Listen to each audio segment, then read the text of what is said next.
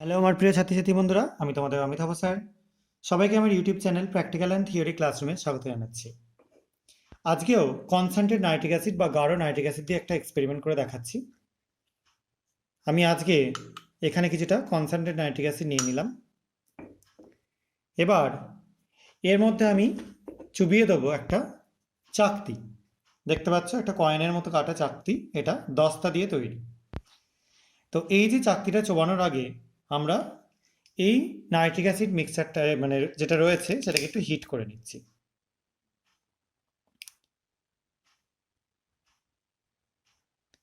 অর্থাৎ কনসেন্ট্রেট এবং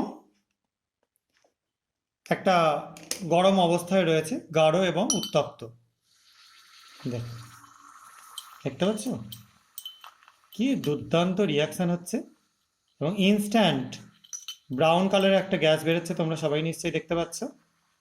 এই গ্যাসটা কি সেটা নিয়ে নিশ্চয়ই নতুন করে বলার কিছু নেই। এটা নাইট্রোজেন ডাইঅক্সাইড গ্যাস, এবং এইটাই নিয়ে আমি তোমাদের এক্সপেরিমেন্ট আগের দিনে দেখিয়েছি।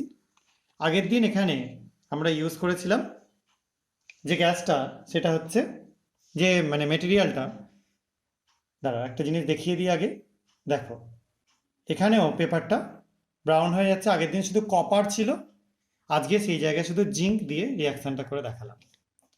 এবং আগের দিনে কপার থাকবার জন্য ব্লু হয়ে যাচ্ছিল। দেখো যথেষ্ট গরম হয়ে গেছে বিকারটাও। এটা একটা এক্সোথার্মিক রিয়াকশান, অর্থাৎ তাপমোচী বিক্রিয়া। এবং এখানে যে জিনিসটা তৈরি হয়ে যাচ্ছে সেই জিনিসটা আর কিছুই না। এখানে জিঙ্ক নাইট্রেট তৈরি হচ্ছে আর নাইট্রোজেন ডাইঅক্সাইড গ্যাস হয়ে বেরিয়ে গেল। আশা করা যায় তোমরা বিক্রিয়াটা সবাই বুঝতে পেরেছো। এখানে আমরা যেটা পেলাম সেটা পুরোটাই জিঙ্ক নাইট্রেট। এই যে সলিউশনটা, এটা একটা কালারলেস সলিউশন।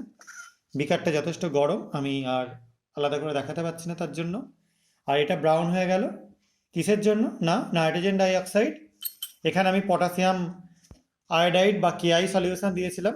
এই পটাশিয়াম আয়োডাইড থেকে আয়োডিনকে লিবারেট করে দিল, যার জন্য এটা কালারটা চেঞ্জ হয়ে গেল। তাহলে এটাও কিন্তু আমরা নাইট্রিক অ্যাসিড বা নাইট্রেট র্যাডিক্যালের আইডেন্টিফিকেশনের জন্য ইউজ করতে পারি। আশা করা যায় তোমরা বুঝতে পেরেছো। যদি কারো কোনো কনফিউশন থাকে তোমরা কমেন্ট সেকশনে জানাতে পারো।